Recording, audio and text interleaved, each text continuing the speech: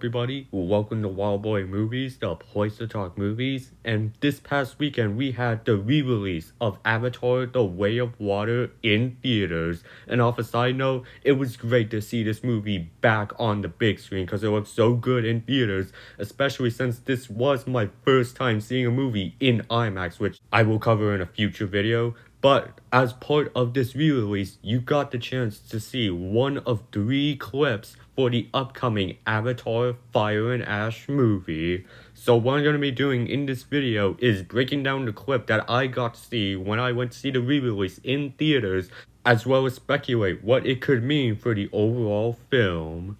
But be sure to hit that like button, subscribe if you haven't already, and comment down below which clip you got to see if you went to see the Avatar re-release, as well as your theories for this clip. But without further ado, let's get right into it. Alright, so the clip that I got to see with this re-release is the scene where Quaritch is arriving to the Mongkwong village. The scene starts off with Quaritch climbing up some rock mountains with a volcano erupting in the background, which we did see in the first trailer, before he then arrives to the destroyed home tree of the Mongkwong tribe, putting his hands in the air. Quaritch is then brought to the ground by some Mongkwong Na'vi and brought to the village of the Ash Clan tribe, where Varang comes out of her hut tent area and asks Quaritch for his name, to where he responds. Before Quaritch says that I can get more weapons for you, Varang then proceeds to try to attack Quaritch, to where Quaritch says, "You touch me with that again, I will kill you," before one of the Mongkwong Na'vi is shot dead. As we then cut to Corporal Langfleet, who is there hiding in the background, protecting Quaritch, with Varang then looking directly at Corporal Langfleet.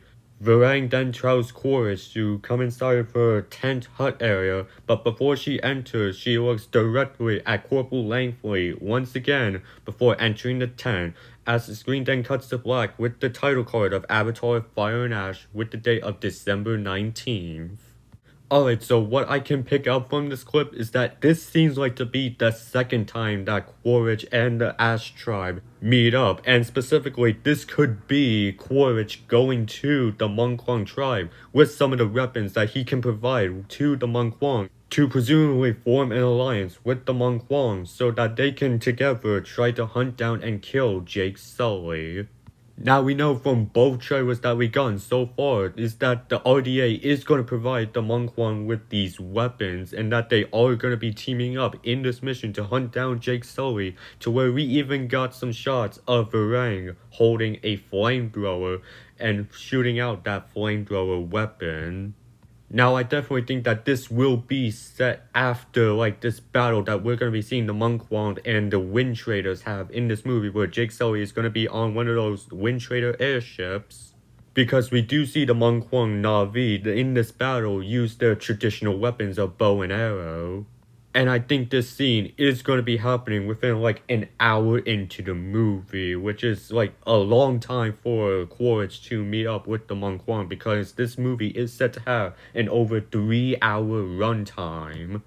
I also was surprised to see Corporal Langfleet in this Mongkwong village, because I honestly thought that it would just be only Quaritch going to this village, but I guess it would make sense for Langfleet to be at this Mongkwong village to protect Quaritch if the Mongkwong Na'vi tried to kill him. Because it seems like that this shot from the most recent trailer from 2 weeks ago happened before this scene ever goes down in the movie. I thought it was also cool to see Varang looking directly at Langfleet I know you're there. I do seriously think that Varang is going to be a great villain for this movie, and I think that the actress Ona Chaplin is doing that role very well. And I do honestly think that after the shot with Quaritch is inside the hut tent, we will have this scene that we saw from the most recent trailer of Varang explaining the backstory and history of the Mongkwong Na'vi, to where their homes were destroyed by a volcanic eruption and how Eywa ignored their cries. And the last thing that I just want to go ahead and ponder the question of, is General Ardmore approving of this alliance with the Mongkwong tribe? I can see her maybe being reluctant to team up with this tribe of Na'vi, but they might need that help after they suffered a major loss in the Way of Water. I could see Ardmore being like, fine, we'll have this alliance with the Monk One and Na'vi, but once Jake Sully is dead or captured, we will betray them and possibly wipe out the entire Mon Quang tribe. Yeah, I do honestly think that Ardmore could view this as like a temporary alliance before deciding to turn on them. But what I can say is that this scene is seemingly the beginning of that Mon Quang and RDA team-up alliance, and this upcoming battle might be a bit too much for the Sully family and the Metkayina tribe. And I would think that the fight between the Sully family and the Wind Traders and the Mon Quang Na'vi would happen like early on to the movie to establish how powerful and threatening these Na'vi could be. So to see that this Na'vi tribe and the RDA are teaming up, that might be a big enough threat to worry the Sully family, especially since they're dealing with the fact that Spider can breathe Pandorian air without a mask on.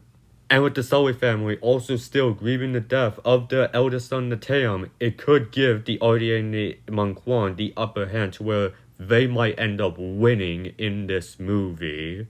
But as far as my opinion on this scene goes, like, I thought it was a pretty good scene. You know, from the trailers, I was thinking that this scene would happen early on in the movie to where that would be the first time Quaritch is meeting the Mon Quang tribe. But it turns out it might be the second time that they're meeting.